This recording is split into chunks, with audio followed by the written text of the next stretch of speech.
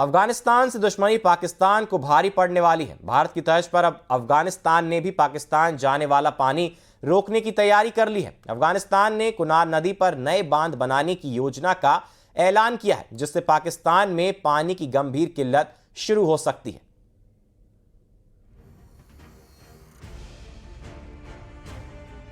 भारत के बाद अब अफगानिस्तान भी पाकिस्तान की पानी की सप्लाई रोकने की तैयारी में है। तालिबान सरकार के मुताबिक कुनार नदी पर अब बिना देरी के बांधों का निर्माण शुरू किया जाएगा।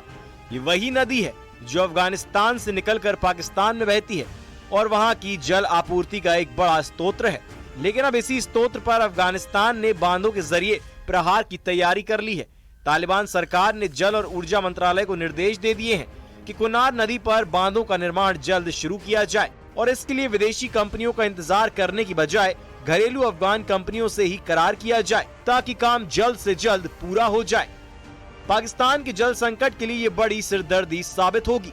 अफगानिस्तान की तालिबान सरकार की ओर से खुला ऐलान कर दिया गया है कि उसके हिस्से का पानी उसका है और वो इसको अपने लिए इस्तेमाल करने का हक रखता है। अफगानिस्तान की तरफ से ये बात भी दोहराई गई है कि अफगान जनता को अपने पानी के संसाधनों का प्रबंधन करने का पूरा हक है। काबुल और कुनार नदियां पाकिस्तान के लिए बेहद अहम है, क्योंकि ये उसकी कृषि और पेयजल आपूर्ति का बड़ा हिस्सा है। कुनार नदी पाकिस्तान के चित्राल इलाके से अफगानिस्तान से होकर 300 मील तक बहती है। इसी नदी से पाकिस्तान के खैबर पख्तूनख्वा इलाके में सिंचाई होती है और बिजली पैदा की जाती है। अब तालिबान के इस फैसले के बाद पाकिस्तान के लिए पानी का संकट और गहरा सकता है, जो पहले ही भारत के सिंधु जल समझौता रद्द करने के बाद वाटर क्राइसिस से गुजर रहा है।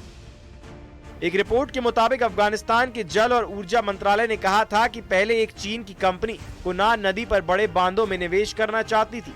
इससे 2000 मेगावाट तक बिजली उत्पादन हो सकता था।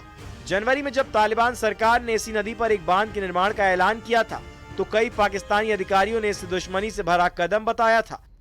हालांकि अब हालात और बिगड़ चुके हैं, क्योंकि काबुल पर एयर स्ट्राइक के बाद तालिबान ने भी पाकिस्तान पर भीषण हमले कर 58 पाक सैनिकों को मौत के घाट उतार दिया था। फिलहाल सीजफायर लागू है, लेकिन कूटनीतिक स्तर पर अफगानिस्तान का ये कदम पाकिस्तान को प्यासा मारने वाला है। Bureau report, news 18।